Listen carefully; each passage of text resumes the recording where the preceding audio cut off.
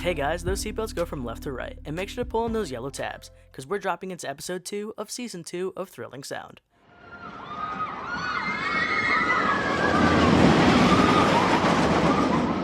Thank you all so much for the love on episode 1, Does Pop Music Solve Everything? Guardians of the Galaxy Cosmic Rewind. If you weren't able to check out that episode, it's posted on my channel.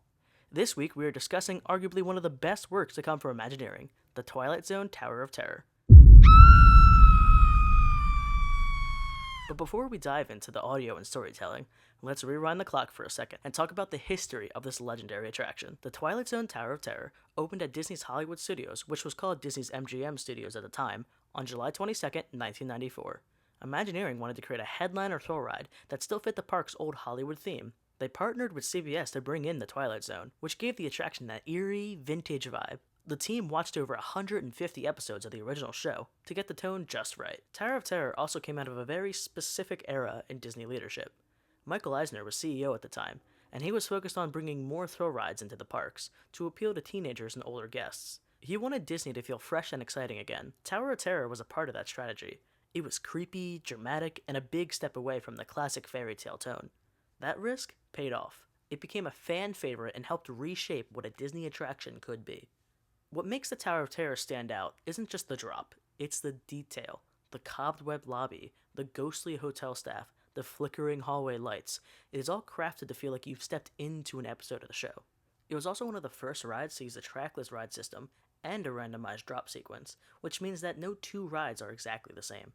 It was so successful that versions of it opened in California, Paris, and Tokyo. Each one tells the story a little differently, but the original in Florida still hits the hardest. It is iconic, immersive, and one of the best examples of how sound and story completely change a ride.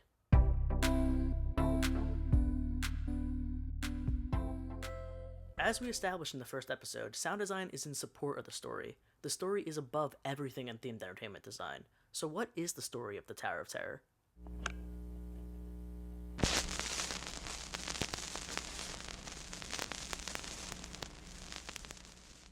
I would argue the main character of the Twilight Zone Tower of Terror is the glamorous 1940s Hollywood herself. The tower rises over Sunset Boulevard, setting the tone from a mile away. Swing bands play in the background, movie stars walk the streets, and everyone is working on the next big thing.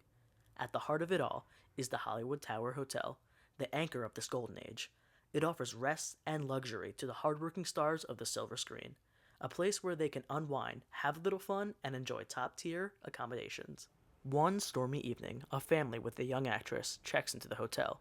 Along with a bellhop, they step into the main elevator to head up to their room.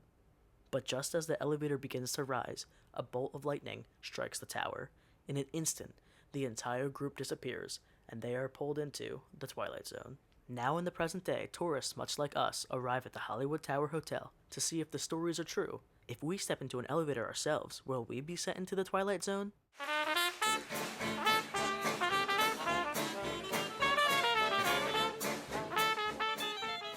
To understand the tone Tower of Terror is trying to capture, we have to talk about the music of the era. Swing and big bands dominated the 1930s and 40s. It was the soundtrack of the Hollywood's golden age. These lush, energetic arrangements filled hotel ballrooms, movie sound stages, and the radio waves. Big names like Glenn Miller, Benny Goodman, and Duke Ellington weren't just entertainers. They were the sound of optimism during tough times. During World War II, this music gave people something to hold on to. It brought joy, confidence, and glamour. So when you hear those jazzy horns and brush drums as you enter the lobby of the Hollywood Tower Hotel, it is doing more than just setting the mood. It is grounding you in a very specific moment in time. A moment everything looked perfect on the surface until it didn't. A fun aspect for audio designers working on this attraction is that some of the music they wanted to use was already in the public domain. That gave the team a lot of creative freedom. Instead of having to compose everything from scratch or license expensive tracks, they were able to pull real music from the early 20th century that would have been playing in these hotel lobbies and ballrooms. This allowed them to be historically accurate while also saving time and budget. These songs bring an authenticity that is hard to fake. Since they are in the public domain, they could be edited, filtered, or re-recorded to fit the tone of the ride perfectly. Imagineering sound team could take a familiar track and give it a slight echo, a bit of vinyl crackle, or just enough detuning to make it feel like it's coming from an old gramophone down the hall.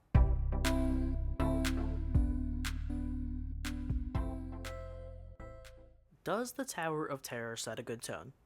Yes. In the case of the Tower of Terror, it starts long before the drop. The tone is set the moment you see the Hollywood Tower Hotel at the end of Sunset Boulevard. It continues through the gates, down the winding garden path, and into the dusty lobby. Swing music hums faintly behind the buzz of cicadas, the rustle of palm trees, and the low rumble of distant thunder. You are not just stepping into the queue, you are stepping into a story. And that story is supported at every level by the incredible audio and video engineering. From a technical standpoint, Tower of Terror is packed with layers of AV magic. In the library pre-show, Rod Serling appears on an old television set, delivering a pitch-perfect intro to the episode you are now living in. That effect uses a blend of archival footage and voiceover work by a sound-alike actor, edited seamlessly to match Sterling's original cadence and delivery. The flickering screen, the aged audio filter, the pacing of the monologue, it all contributes to that spooky but strangely welcoming tone. You feel uneasy, but also intrigued. As you move deeper into the hotel, sound effects continue to shape the experience. The subtle creaks of the boiler room, the hiss of steam, the faraway echoes of ghostly whispers make the space feel alive. These are not random sound bits. They are carefully timed and spatially mixed to guide your emotions. You feel like something is watching you, but you can't quite see it. Even the dialogue is mixed with intention. When the elevator doors close and the narration begins, the voice is calm. It's not there to scare you, it's there to guide you. This is what makes the Tower of Terror's tone so unique. It is eerie, but polite, mysterious, but comforting. It invites you into the unknown while letting you feel safe enough to explore it. The ride system itself is synchronized with the audio. As the elevators rise and drop, musical swells and stingers enhance each movement.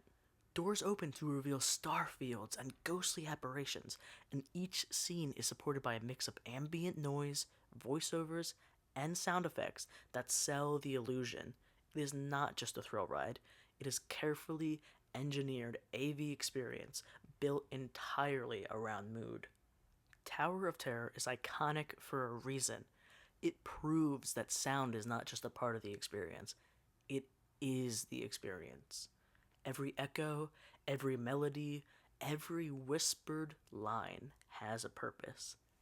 That is how you set a tone. Thank you so much for joining me on this deep dive into the Twilight Zone Tower of Terror. Whether you're a long-time fan of the attraction or just getting into the world of themed entertainment design, I hope this episode gave you a new appreciation for how much thought and engineering goes into setting a tone. From big band music to Rod Serling's eerie welcome, every sound choice was intentional. And when it all comes together, it doesn't just support the story, it becomes the story. If you enjoyed this episode, please consider leaving a like and subscribing. Comment down below what your favorite part of the Twilight Zone Tower of Terror is.